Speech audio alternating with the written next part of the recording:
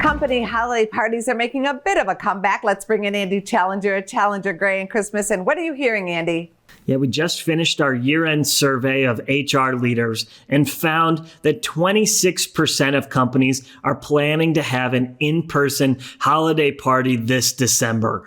That's up from just about 5% last year in 2020. And it's a good sign that companies are feeling safer, more comfortable having in-person events, but also that they're really concerned about retention, holding on to labor, and investing in their organizations. Still, that number seems pretty low from what you've talked about in previous years. Yeah, while that number is much better than last year, it's still historically very low. When we first started taking this survey in the 90s, 80 to 90% of companies held a holiday party every year. That started to fall off when we hit the Great Recession in 2008, where far fewer companies were holding holiday events because they were in cost-cutting mode and they were trying to save around the edges. That rebounded over time as the labor market got more tight. And in 2019, it reached back up to about 70% of companies holding holiday parties.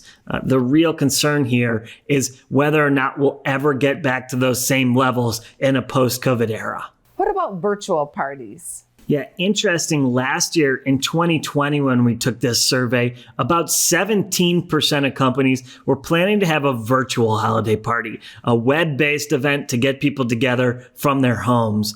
This year, that fell off really dramatically. Only 7% of companies we found were planning to have a virtual holiday party, which I think goes to show that companies and employees don't really feel like these virtual events are much of a replacement for getting together in person. Thank you for that update, Andy. Thanks for having me on, Angie. Go to businessfirstam.com for where to see our show on TV.